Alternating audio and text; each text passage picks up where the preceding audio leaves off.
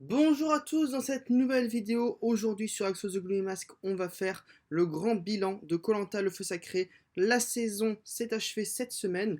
Nous allons donc revenir un petit peu en détail en étant, on va dire, synthétique sur certains passages.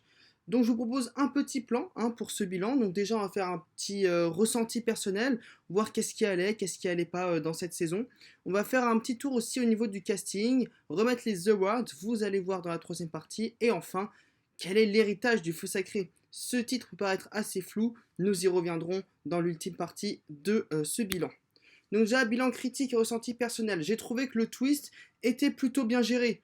En effet, il n'a pas été trop présent durant la saison et il part quand même d'une bonne intention. Le concept de feu sacré, d'aller à l'autre conseil pour protéger l'adversaire ou pour pouvoir se protéger soi-même si on est dans l'équipe qui va au conseil, c'est pas mal. Franchement, ça donne une double facette au twist et puis il n'a pas été trop présent par la suite après la merge. Juste seulement sur ce fameux épisode coupé en deux, avec le fameux, on va dire, bannissement de Tanya et l'épreuve individuelle qui l'a opposé à Esteban, mais sinon on ne l'a pas vu ce feu sacré, et ça c'est bien, ça fait une saison, on va dire un petit peu plus classique, un peu type guerre des chefs, avec un twist qui n'est pas trop imprégné, qui ne gêne pas trop durant la saison. Et en plus, franchement, j'ai bien aimé le concept. On a eu une sorte de stratégie qui a été contrée, notamment la stratégie de Rudy lors du dernier conseil de la pré-réunification, qui a été donc contrée par ce feu sacré. Du coup, ça, même s'ils n'ont pas eu forcément énormément de chance, la production, le truc aurait pu donner quelque chose d'encore meilleur, mais je trouve qu'on est sur quelque chose d'assez bien fait de ce point de vue-là. Un schéma de saison idéal. Et oui, je pense que ça, c'est un des principaux points positifs de ce koh le feu sacré. C'est que le schéma de saison n'était pas si prévisible que ça. Nous n'avons pas eu d'épreuve éliminatoire à outrance et encore moins après la réunification. Et ça, c'est cool. Une épreuve éliminatoire avant la réunification qui a donc provoqué la chute d'Elodie, un petit peu à la façon de koh Fiji en 2017. Et c'était cool. Voilà, les binômes étaient quand même assez tard. On a eu une orientation à 4 pour la première fois donc depuis le combat des héros, et ça faisait plaisir et c'était inattendu. Donc franchement c'était vachement sympa comme schéma de saison, et on l'a pas trop pré-shot. Donc alors que c'était surtout l'une des fameuses critiques depuis la période Covid de koh, c'était qu'on savait exactement à quel épisode il allait avoir quoi, les binômes, comment dire, l'épreuve éliminatoire, etc., etc. Même limite on pouvait prédire la balance. D'ailleurs il n'y a pas eu la balance cette saison, c'était cool. Et on a eu les appels, on va dire, de façon un peu abrégée, même le courrier, tout ça, c'était un petit peu innovant. Donc ça, j'ai bien aimé aussi. Donc pour l'instant, c'est du plutôt positif. Et alors, est-ce que c'est une saison stratégique? Là, je suis un peu plus mitigé. Alors, quand même, je pense qu'on avait quand même des candidats ouverts à la stratégie. En fait, voilà, c'est simple, c'est pas la plus grande saison stratégique de l'histoire. Mais on peut dire qu'avec certaines alliances formées, notamment l'alliance des 4 garçons, une alliance très forte comme ça, et aussi marquante, on n'avait pas vu ça depuis un bon bout de temps. On avait quand même une stratégie de groupe qui était fondée et suivie. Et ça, c'était assez intéressant. On avait des candidats joueurs, à l'image de celui qui est présenté sur la diapositive. Et puis, du coup, c'était sympa parce qu'il y avait quand même c'était ouvert à la stratégie, on ne bâchait pas complètement. On a eu un semi-pagunjing, un presque pagunjing, mais quand même assez intéressant. On pourra faire notamment le parallèle avec une autre saison, je pense, notamment à koh Malaisie. Donc franchement, de ce point de vue-là, une saison stratégique, oui, je pense que c'est une des saisons les plus stratégiques qu'on ait eues ces dernières années, de par, je pense, le profil des candidats.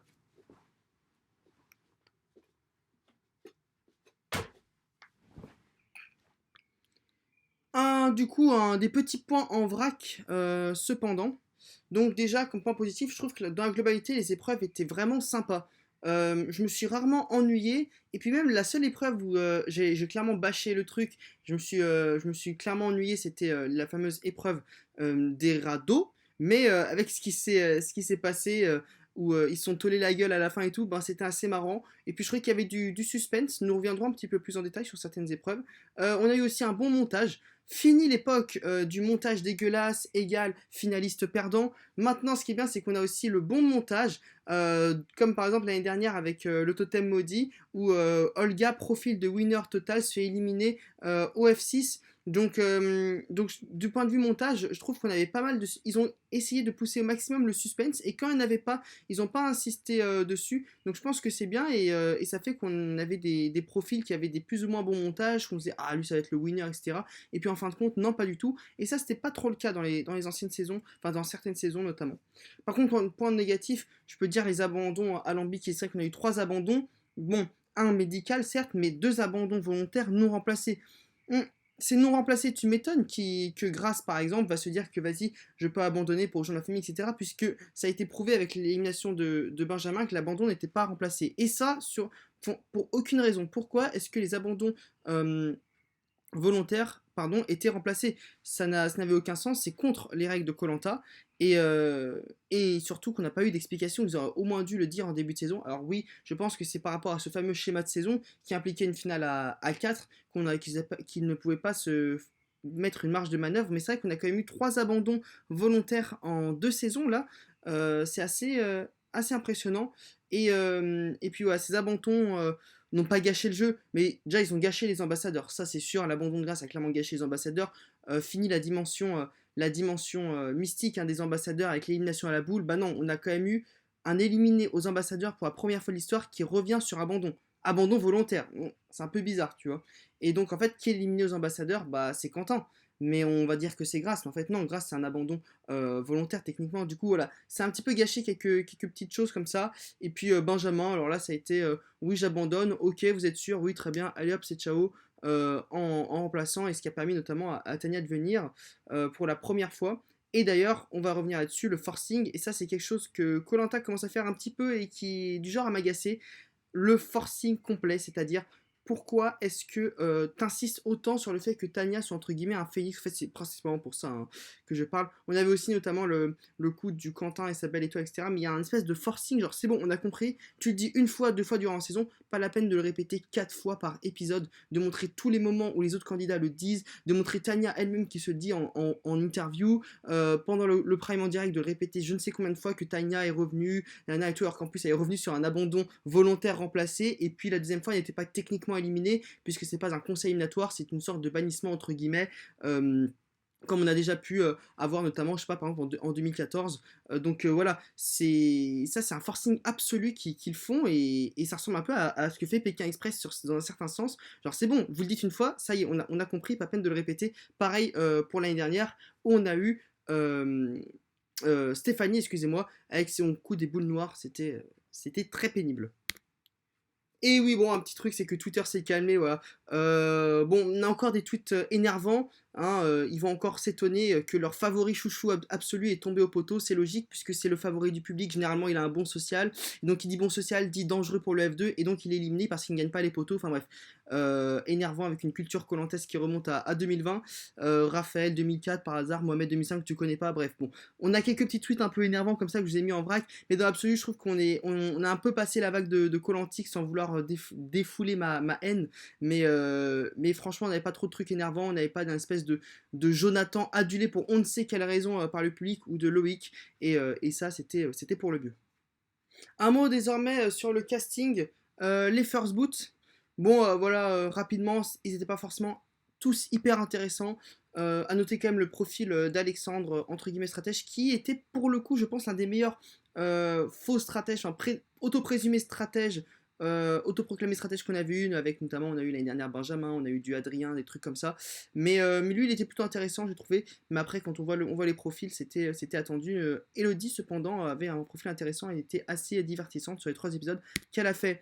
Les abandons, hein, voilà, tous alambiqués. Ce qui est vraiment dommage, c'est qu'il y a quand même du bon profil, hein. Benjamin, pour moi, c'était clairement un espèce de petit Marius, hein, voilà, voire même un Vivien sur certains, sur certains points, un Vivien quand à Vietnam. Mais là, Martin et Grace, j'ai trouvé que c'était vraiment des bons profils, mais Grace m'a clairement déçu, ça a été la déception de cette prémerge. Et Martin, c'était tellement rageant un abandon comme ça, parce que il avait le potentiel, genre la saison aurait été tellement différente avec lui. Qu'est-ce qu'il aurait pu apporter sur cette suite de saison? Bref, je suis vraiment trop dégoûté. Je pense que c'est l'un des abandons médicaux qui m'a le plus dégoûté depuis que je suis koh. La consistance, ouais, je suis un peu méchant d'appeler ça la consistance, mais bon, voilà, c'est ceux qui font le cœur, entre guillemets, de la saison, comme on peut le voir. Je note notamment Clémence, que j'ai pas mal apprécié, qui a bien évolué. Elena, qui en fin de compte n'était pas si désagréable que ça. Esteban, qui était un petit peu le Gepetto hein, de service, mais dans l'ensemble, c'était un candidat que j'ai trouvé plutôt vivable. Après, un peu moins fan des profils de Julie, de Quentin et d'Anne-Sophie, mais j'étais pas non plus au point de les détester entièrement. Et puis Laura, une aventurière qui n'aura pas marqué plus que ça la saison, mais qui était toutefois intéressante. Et enfin, dans les favoris du public, c'était, on va dire, les 4 gros profils, hein, entre guillemets. Bah écoutez, moi j'ai particulièrement apprécié Tania. Je le dis, a été vraiment, vraiment très sympa, hormis le coup du forcing hein, dont j'ai parlé. Gilles, très ravi de ce candidat parce que c'est vrai qu'au début il avait un profil un peu différent. Je me dis, oh, et puis j'ai senti la winner vibes. Et ça m'a énervé, le mec se voyait trop déjà sur les poteaux et je suis très content qu'il se fasse éliminer. Après, Rudy, bien évidemment, légende absolue des éliminés pré-merge. Franchement, trop drôle ce candidat, mais c'était pas non plus mon candidat préféré. C'est dommage parce que c'était à ça de passer lors de son retour quand il est revenu sur l'abandon de Martin. Et puis enfin, le gagnant, n'avons pas nous là affaire avec l'un des meilleurs gagnants hein, de l'histoire de koh. Frédéric, solide de bout en bout. Je ne sais pas si vous vous souvenez, mais en début de saison, on ne le voyait pas tant que ça. Cependant, il s'est rapidement révélé comme l'une des pièces maîtresses de cette aventure. Et surtout lors du swap des équipes, où on a très bien compris qu'il a réussi quand même à s'en sortir, alors qu'ils étaient en infériorité numérique hein, avec Quentin. Donc franchement, il est très bon joueur. Très bonne prestance orale, plutôt bon sur l'épreuve, ultra complet, aventurier, ultra complet. Donc j'ai beaucoup apprécié ce gagnant. À voir avec un peu plus de recul quand même où est-ce qu'on le place, mais on part quand même sur du très très lourd. Frédéric, très très gros gagnant de koh et ça fait plaisir. Bon là c'est une petite aparté, mais quand même ça fait quand même plaisir de voir un non blanc entre guillemets gagner koh, même si on s'en fiche enfin, de tout ça, mais ça change d'autant plus et on a là vraiment affaire à un beau winner. Alors les awards, ça c'est juste mes récompenses individuelles, par exemple la meilleure épreuve réunif, je sais pas si pré-réunif par contre, je sais pas si vous avez aimé cette épreuve, mais j'ai bien aimé le puzzle pieuvre entre guillemets de l'épisode 3.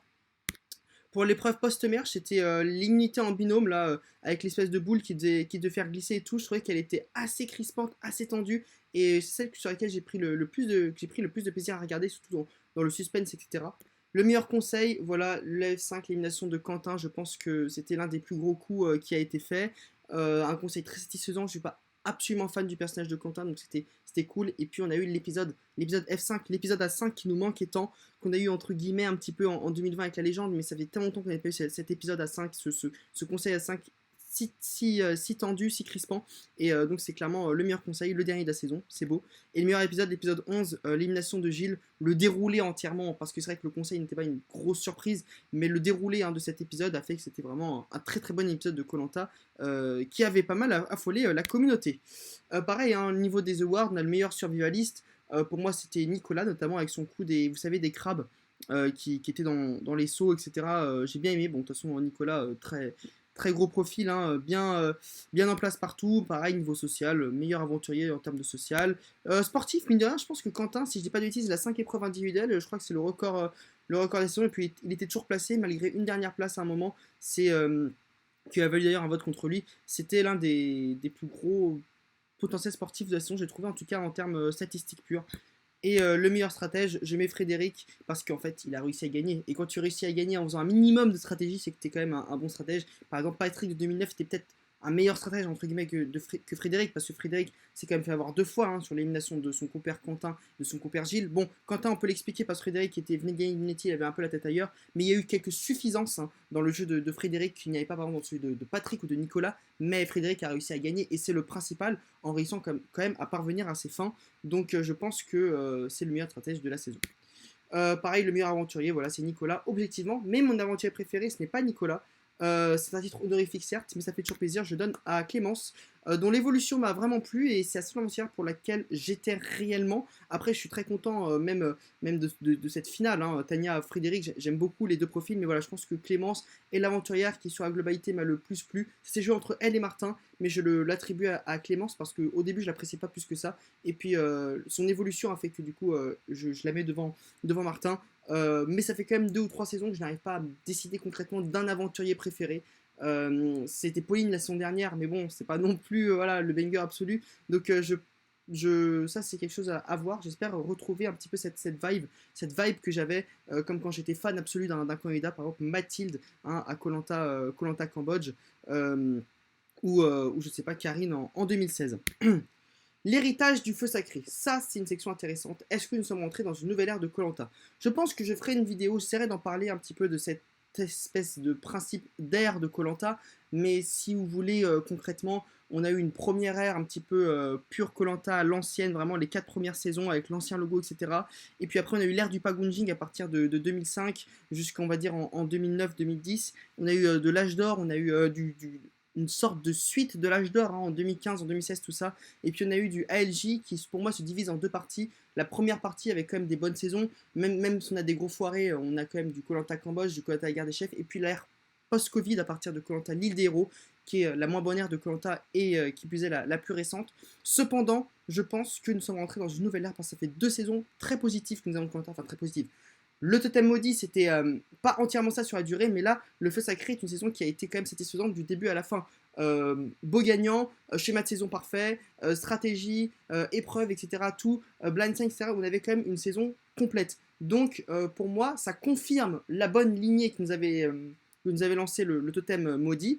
On va dire que je pense que nous sommes rentrés dans une nouvelle ère, oui. Alors, à voir après ce qu'il y a, parce qu'on a quand même pas mal de rumeurs, notamment sur le départ de Denis Brognard, des potentiels All-Stars à venir, mais je pense cette fameuse ère Covid, ère claquée, on va dire un peu triste, morne, ennuyante de koh, on va dire que la seule vraie bonne saison, enfin plutôt bonne saison, est le koh les 4 terres, c'est conclu avec koh la légende et bon, le fiasco absolu qui a été cette saison. Et je suis content qu'avec le Totem Maudit, nous soyons revenus en force. En plus, je pense que nous avons tous apprécié davantage le feu sacré à cause du fait qu'on a eu quand même un an entre koh Totem Maudit et koh le feu sacré grâce à la Coupe du Monde 2022 de football. Et donc je pense que oui, nous rentrons dans une nouvelle ère, que le seul héritage en fait de l'ère Covid sera la finale coupée en deux que nous allons garder je pense jusqu'à la fin du programme. Mais pour moi oui, le bilan est positif. Une nouvelle ère de koh a été confirmée. À partir pour moi, elle commence à partir du Totem Maudit, à voir si cela se perpétue, mais une ère hein, de koh peut durer 2 saisons. Hein, il n'y a absolument aucun problème à cela. Des futurs All-Stars, je pense que oui. Nous avons assez de profils intéressants pour avoir des futurs All-Stars dans les éditions à venir. Même, surtout, ce qui est bien, c'est quand tu as des profils calibre All-Star éliminés avant la merge. Et oui, Grace, Rudy, Martin sont des vrais profils. Alexandre, éventuellement. Donc ça c'est le fait qu'on a un bon vivier hein, dans le feu sacré, voilà, comme par exemple on a eu à koh Cambodge. Et donc une note hein, finale pour koh le feu sacré, je mettrais la note de 7,5, entre 7,5 et 8 je pense, donc 15 sur 20 en moyenne. C'était vraiment une très bonne saison, j'ai pris mon pied, je me suis régalé, il y a eu du suspense, il y a eu des retournements de situation. Ça faisait du plaisir, c'était vraiment du pur koh une saison pas gênée par son twist et qui se regarde parfaitement. Pour moi, voilà, il faudra faire un classement, mais comme l'a dit mon ami Pixix, elle n'est pas middle rang. Il faudra essayer de voir, mais ça se classe pour moi au-dessus, voire au niveau d'un koh Malaisie, qui est une solide saison. Voilà, qui est une solide saison. Donc, ça me fout derrière elle déjà tout ce qu'il y a eu entre la guerre des chefs et donc le koh le feu sacré. Pour moi, le feu sacré, c'est la meilleure saison minimum depuis 2019. Il faudra refaire un classement à jour, etc., plus à froid. Mais je pense que nous partons sur une saison positive, même si tout ne l'a pas été, notamment quelques épisodes coupés en deux qui ont été assez pénibles. Et j'ai pas été non plus fan à partir des binômes, l'élimination de Laura, etc. Mais dans l'ensemble, oui, franchement, on a été gâtés, enfin gâtés, ravis en tout cas, en tant que fan. Donc voilà, fin de koh le feu sacré, superbe saison, à voir qu'est-ce que nous allons avoir. Apparemment, nous aurons, sur certaines sources, une saison au Costa Rica, pourquoi pas un All-Star. Je vous mets en lien dans la description les chaînes de mes youtubeurs koh préférés. Et sur ce, on se dit à très bientôt hein, pour d'autres vidéos sur koh peut-être des petites feats, etc. Prenez soin de vous. Ciao.